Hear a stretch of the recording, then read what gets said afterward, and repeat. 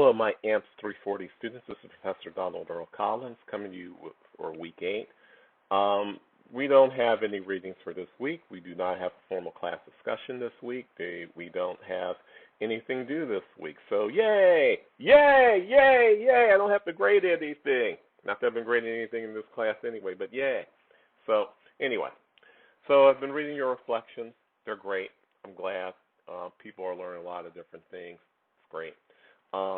Most importantly, I just want to point out in general how good you guys are doing, despite the stressors of not only the pandemic and taking courses in the pandemic, but this course specifically.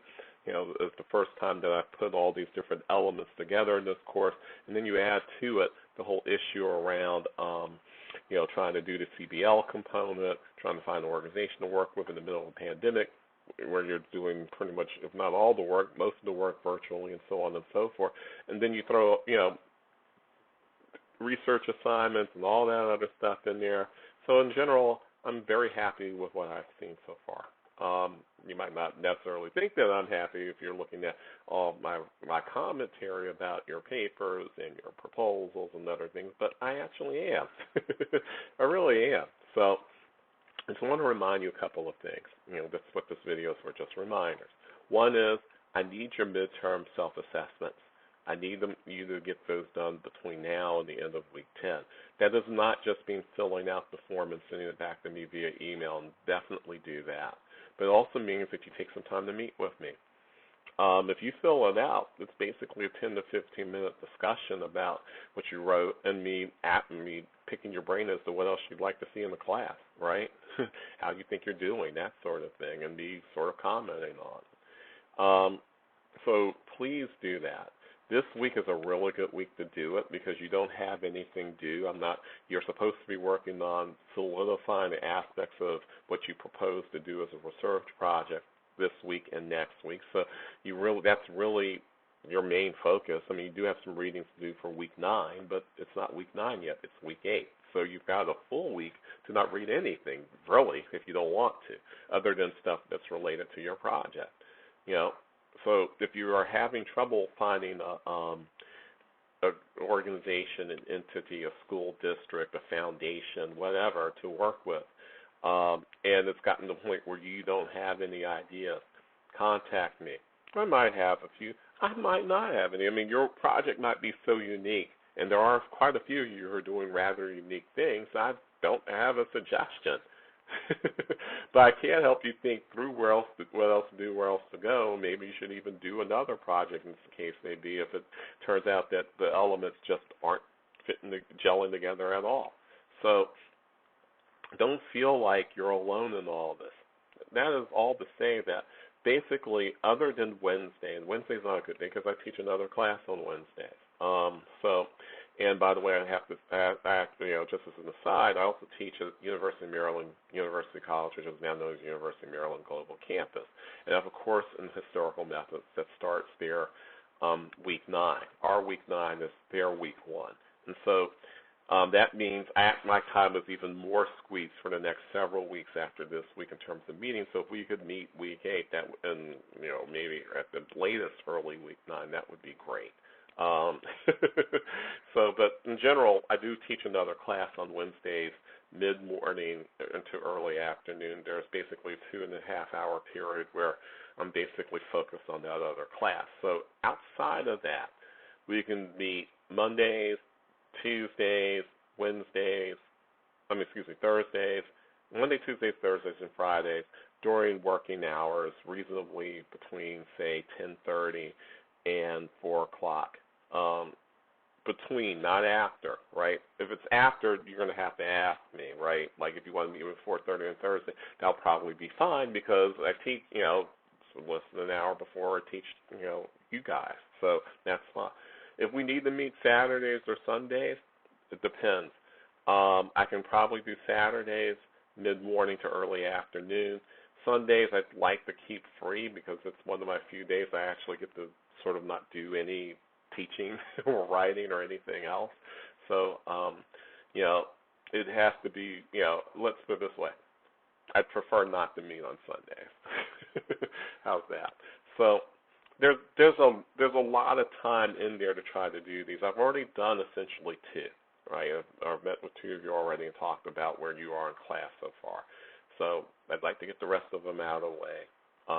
Ideally week 8, but also there'll be some time week 9.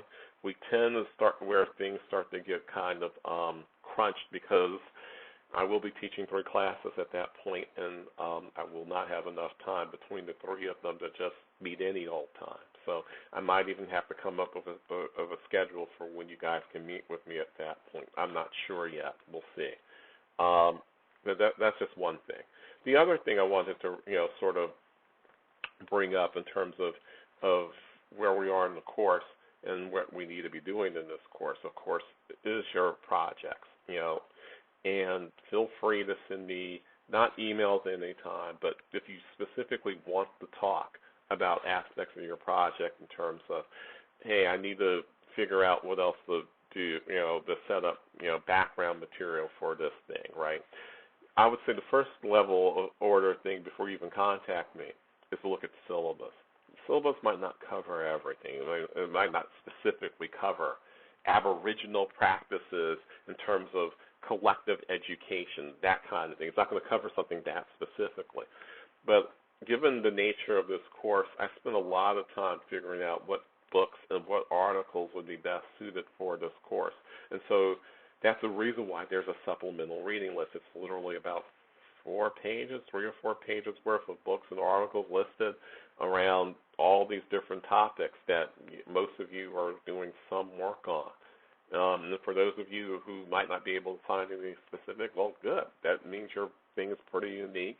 And, a Google search, an AU library search using their databases, you're probably going to be bringing up the best of the stuff that's out there.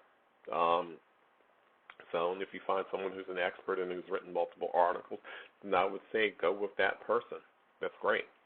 But other than that, I think the main thing is to take a deep breath and realize this is just part of the process. This is all part of me trying to encourage you to learn.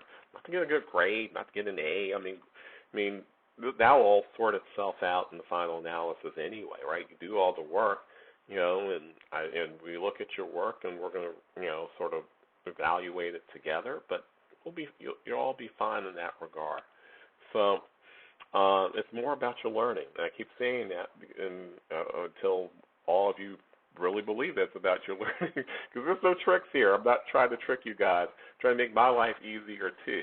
You know how hard it is to keep grading students who you really don't want to give a grade to, but in the final analysis you have to because it's part of your job.